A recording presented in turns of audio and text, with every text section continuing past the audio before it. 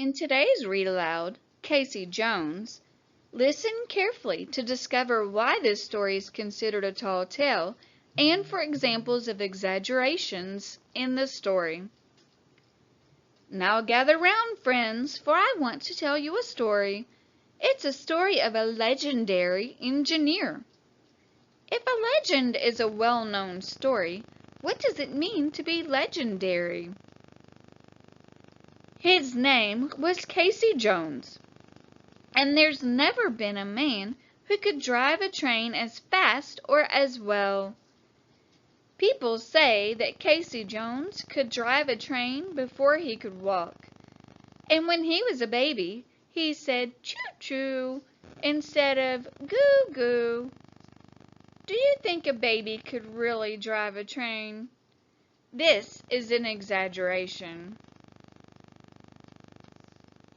When Casey was a young man growing up in Kentucky, the railroad was the fastest way of getting around. Although this is a fictional tall tale, Casey Jones was a real person. This was back before the days of airplanes or rocket ships. There were no cars and trucks. There were only horse-drawn vehicles, and the mighty iron horse, as it was called, the locomotive. Casey was an engineer for the Illinois Central Railroad. He loved to sit way up in the cabin of the train with one hand on the whistle and one hand on the brake. When the tracks were straight and clear, Casey would pull on the throttle and the train would take off like a rocket shooting into space.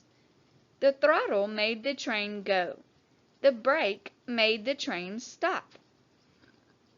When he came into the station, he would pull on the brake and bring the train to a sudden stop.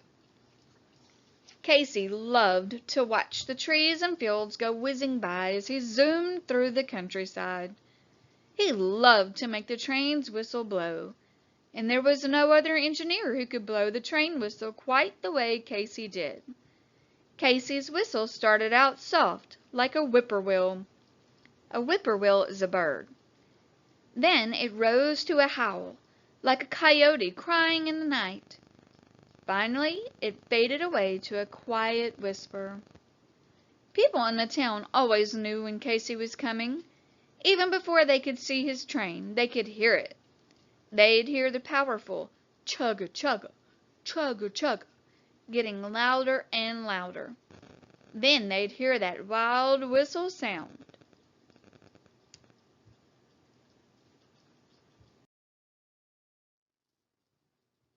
Some said that Casey's whistle had magic powers. They said that when Casey blew his whistle, little babies would wake up from their naps, but they wouldn't cry. Instead, they'd make little chugga-chugga woo-woo sounds, then fall right back to sleep. When Casey blew his whistle, the cows would give an extra quart of milk, and the chickens would lay at least a dozen eggs each. And as the story goes, if you cracked one of those eggs in a cold frying pan and put out a piece of plain bread, just as soon as Casey went blazing by, there in that pan would be a nicely fried egg, over easy, and on the side, a plate of hot buttered toast.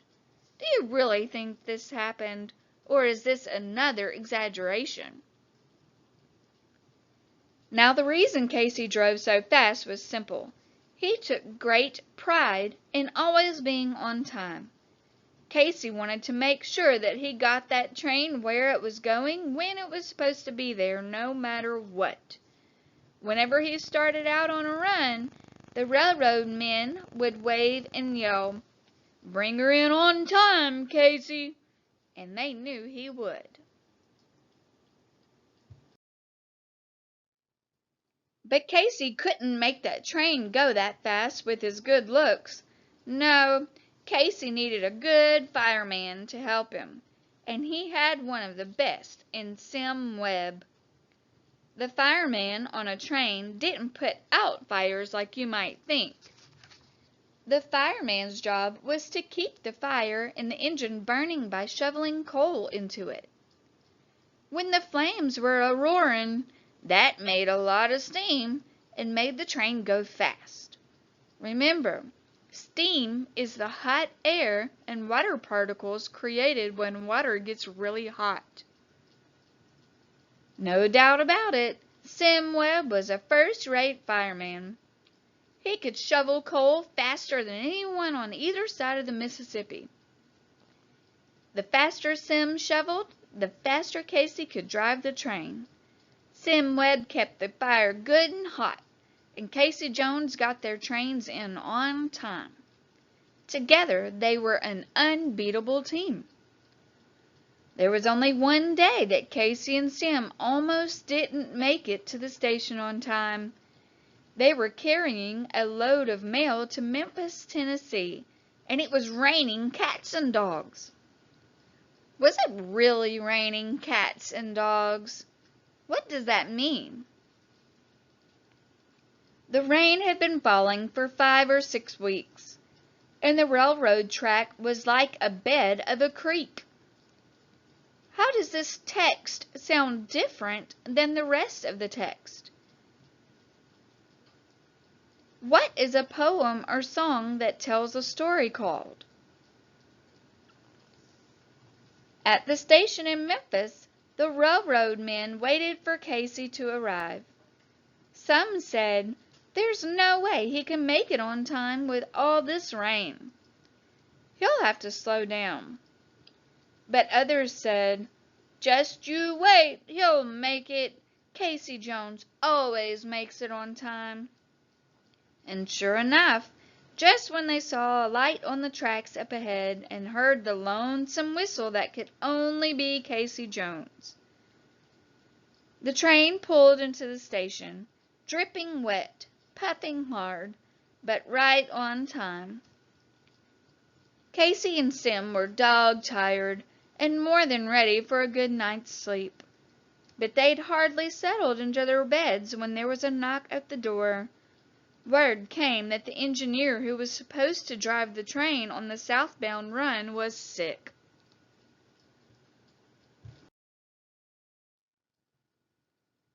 Well, they didn't even have to ask Casey if he would take the man's place.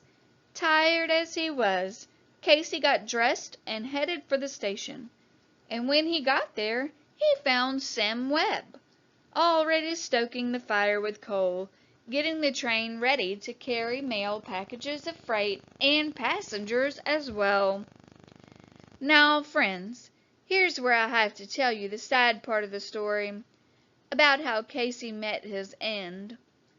As Casey mounted or climbed into the cabin and took the throttle in his hand, he heard someone shout, "Casey, you're already more than an hour and a half late." But Casey just smiled and thought to himself, "I guess that means I'll just have to go a little faster." Do you think that is a good idea? Casey opened up the throttle, and the train plunged into the dark, wet night. Opened up the throttle means he was going full speed ahead. Sim Webb shoveled the coal with all his might, and the train chugged on faster and faster. "Casey!" Sim yelled. "You're running too fast." But Casey said, "Fireman, don't you fret. Keep knocking at the fire door, and I don't give up yet. I'm going to run this train till she leaves the rail, or we'll make it on time with the southbound mail." This is another excerpt from the Ballad of Casey Jones. How does this text sound different than the rest of the text? They drove on. The train gained speed until it was flying faster than the speed of light. Do you think the train was going faster than the speed of light? Then Casey said, "I believe we'll make it through, for the engine is a-steamin' better than I ever knew." Casey got the signal that the tracks were clear up ahead, so he was highballing down the tracks, pushing that train just as fast as it would go. Highballing is a train term for all clear, full speed ahead. He was going so fast that it looked like they might even make it on time. Just then, as they squealed around a curve through the darkness, Casey saw a light up ahead. He knew that light wasn't supposed to be there, not on this track. At that moment, Casey knew.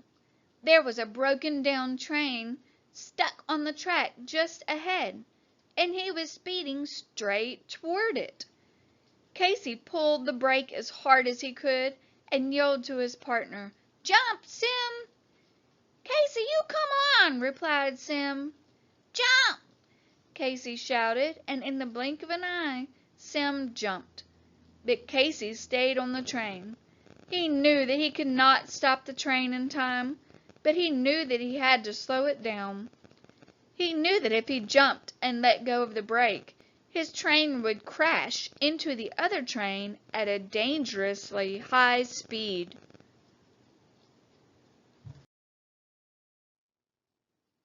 So Casey pulled on the brake with all his might. A terrible screeching, squealing sound ripped through the darkness. Then came the crash. The trains they met in the middle of the hill, in a head-on tangle that was bound to spill. He tried to do his duty, the men all said, but Casey Jones, he ended up dead. Poor Casey! When they found him, they said he had one hand still on the brake and one hand tight on the whistle, trying to stop his train as best he could and give warning to the other train. Casey Jones didn't survive that fateful ride, but he was the only person who died in the crash. Casey's bravery that night saved all the passengers on both trains and his fireman Sim. Sim Webb survived the crash and was very proud of Casey Jones's heroism. Sim held a great deal of admiration for Casey Jones. Do you think Casey Jones was a hero? After that, thanks to Sim Webb keeping the story alive, people would tell stories about the brave engineer named Casey Jones. They even made up songs about him. You've already heard some parts of one of those songs. Here's yet another part. Casey Jones mounted to the cabin. Casey Jones, throttle in his hand. Casey Jones mounted to the cabin, took a trip to the promised land. This is the end of the Ballad of Casey Jones. What is different about this text?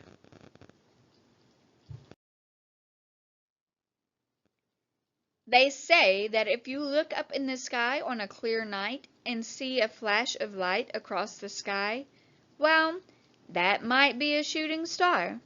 But then again, it might be Casey Jones, roaring through the sky, chugga chugga, chugga chuggin', on time, till the end of time.